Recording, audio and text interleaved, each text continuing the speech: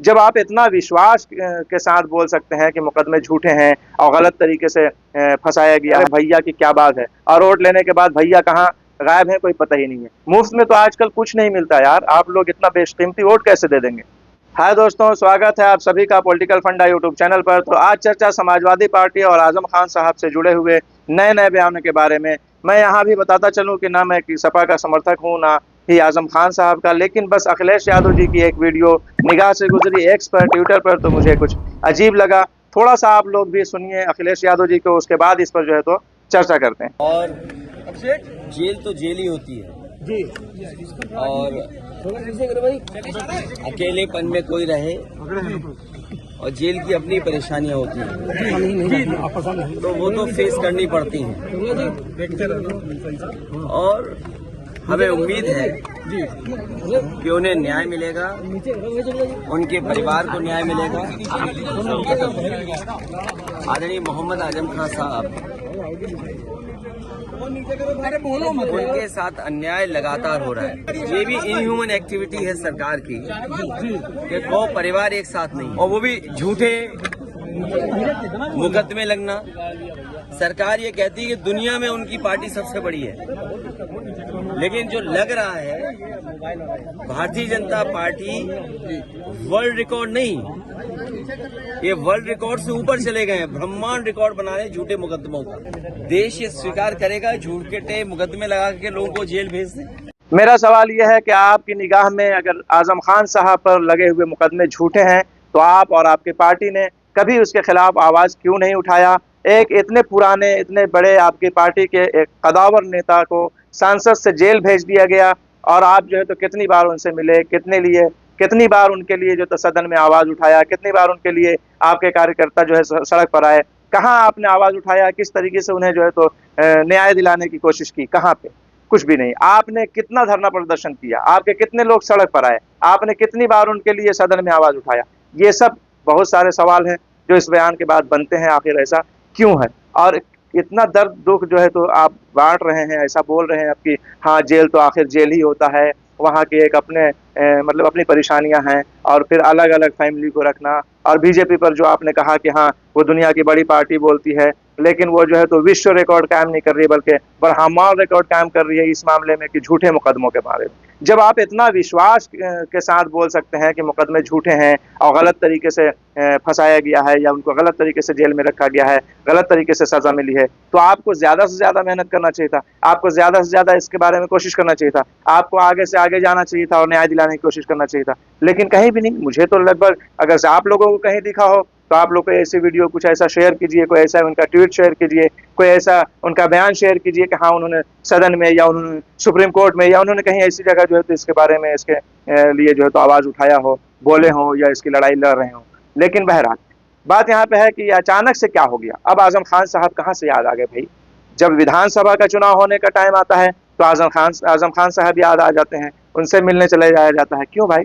ये सिर्फ एक तरीका है इनका मुसलमानों का वोट बटोरने के लिए। लगता है रामपुर से लड़ना चाहते हैं, या क्या? इसलिए कि रामपुर में जाहिर सी बात है वहाँ उनका बहुत ही ज्यादा प्रभाव है आजम खान साहब का, वहाँ से बहुत बार जो है तो जीत चुके हैं, वो भी, उनके बेटे भी, वहाँ से विधायक भी, एमपी भी कितनी बार रह चुके हैं आजम खान साहब। तो मुझे तो यही लगता है। आप लोग को क्या लगता है? आप जो है तो कमेंट करके बता सकते हैं। तो अब जबकि लोकसभा का चुनाव आने वाला है तो फिर आजम खान साहब की याद आ गई। अरे भैया, आप वही हो ना जिसने अपनी पार्टी M+Y का माने मतलब एक फुल फॉर्म ही बदल दिया। ये बेवकूफ बनाना बंद करो यार। चुनाव के टाइम मिलके अपने वोट बटोरने के लिए मुसलमानों को बेचारे सीधे साधे मोम दिल फौरन पिघल जाते हैं। अरे भैया की क्या बात है, और वोट लेने के बाद भैया कहाँ गायब है कोई पता ही नहीं है। जैसा कि मैंने पहले भी कहा कि इनकी जबान से तो मुसलमान शब्द भी नहीं निकलता है। अभी जैसे मामला जो है दिल्ली वाला हुआ था, नमाज में लात मारना, इन्होंने ट्वीट क्या किया था?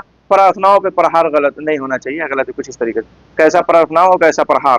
डायरेक्ट आपने क्यों नहीं बोला भाई कि इस तरह की जो जुमा में या नमाज में जो है तो नमाज पढ़ते हुए लोगों पर प्रहार नहीं करना चाहिए, गलत है, या कुछ भी नहीं। ये ऐसा नहीं बोल सकते हैं। इनको डर है कि अगर से हम ऐसा बोलेंगे तो कहीं कुछ लोग जो है तो मेरे खिलाफ ना हो जाए, कहीं और मेरी हालत पतली ना हो जाए। ऐसे भी कई बार जो है तो इनकी पार्टी क्या प्रदर्शन कर रही हो तो दिखाई दे रहा है यूपी में। तो इसी तरीके से इन लोग जो है तो मुसलमान शब्द अपनी जबान पे लाना मतलब बहुत गुरेज करते हैं इस बात से। लेकिन अभी जो है तो मामला कुछ अलग है, तो अब तो इनको आजम खान साहब याद आ गए। कब तक ऐसे फर्जी लोगों के चक्कर में आते रहेंगे आप लोग यार?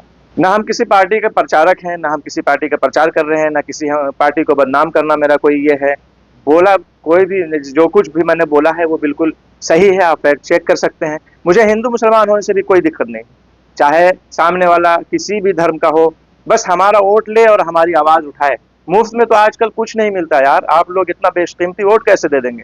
तो यहाँ पे मेरा ना निशाना कोई पार्टी है ना कोई धर्म है। जैसा मैंने पहले एक वीडियो यहाँ पे अपलोड किया था इस चैनल पे ही, उसके अलावा मैंने सेम वीडियो कुछ 12 मिनट से ज्यादा की वीडियो थी, हालांकि ट्विटर पे टिकटॉक पे जो है तो 10 मिनट ही का ही रहता है, तो कुछ तो वीडियो कट भी गई, तो 10 मिनट की वीडियो मैंने अपलोड किया। तो उस पर बहुत सारे लोगों ने मुझे सराहा, सही कहा, लेकिन कुछ लोगों ने, एक दो लोगों ने, और खास करके लोगों ने जो मदरसा छाप और मस्जिद छाप इस तरह के गलत कमेंट किए हैं, भाई ऐसे कमेंट करने से आप लोग गुरेज करें, परहेज करें, इसलिए कि मैंने ऐसी कोई बात नहीं की है, मैंने किसी धर्म को निशाना नहीं बनाया है और बना भी नहीं सकता हूँ, इसलिए कि हम सारे धर्म की इज्जत करते हैं।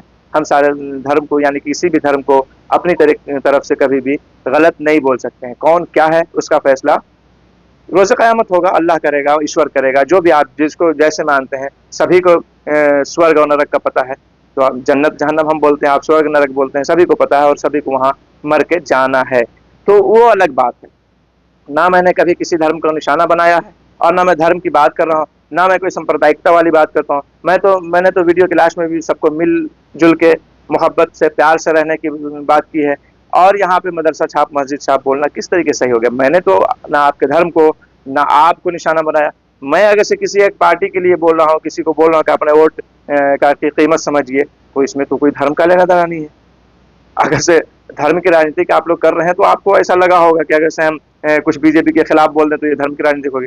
बीजेपी का धर्म से क्या लेना देना? बीजेपी एक पॉलिटिकल पार्टी है, तो पॉलिटिकल पार्टी को हम बोल सकते हैं कि आप वोट दो या नहीं दो, हम वोट देंगे या नहीं देंगे, हम किसको वोट देंगे किसको नहीं देंगे, किसको सपोर्ट करेंगे किसको नहीं सपोर्ट करेंगे, लेकिन धर्म का यहाँ पे कोई मामला नहीं है।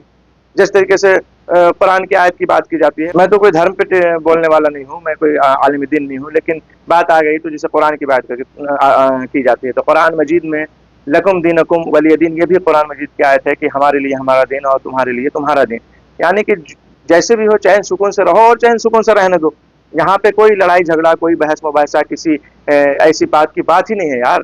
तुम अपने दीन के साथ रहो, हम अपने दीन के साथ रहें और भाईचारगी से रहो। दीन, सभी दीन जो है तो यही शिक्षा देता है, यही तालीम देता है, लेकिन यहाँ पे लोग कुछ गोदी मीडिया वाले, कुछ यानी कि अगर से कहा जाए तो इस तरीके की नफरत बटोर के वोट बटोरने और नफरत फैला के वोट बटोरने वाले, कुछ इस तरीके के भड़काऊ लोग, कुछ नफरती लोग का ये सब फैलाए हुआ है। नहीं तो हम लोग हमेशा से देखते आए हैं कि सब धर्म वाले मिलजुल के रहते हैं, भाई बहन की तरह बिल्कुल आपसी मतलब यानी कि सौहार्द बनाए रखना चाहिए। बिगाड़ने वालों के खिलाफ जो है तो सभी को मिलजुल कर उठना चाहिए, ये नहीं है कि उनके बहकावे में आके खुद भी बहक जाना चाहिए।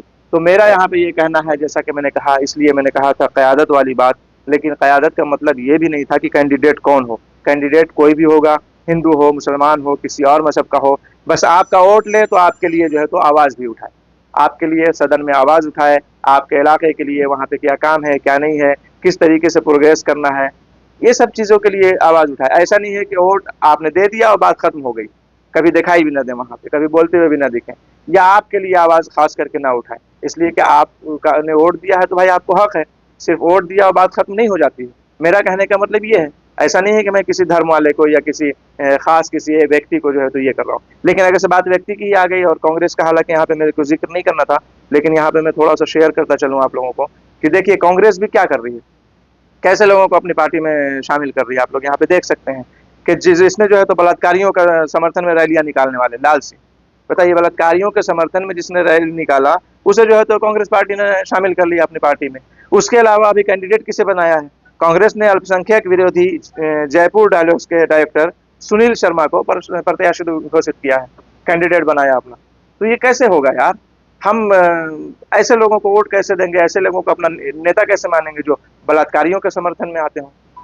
तो यही मामला यहाँ पे गड़बड़ होता है। यहाँ पे मजहब से, धर्म से, मजहब मिल्लत से कोई लेना देना नहीं। यहाँ पे बात ये जो है कि सामने वाला इंसान कैसा है। और क़यादत की जो बात मैंने किया था तो बिल्कुल मैंने सही कहा था, इसमें किसी को बुरा मानने वाली बात नहीं।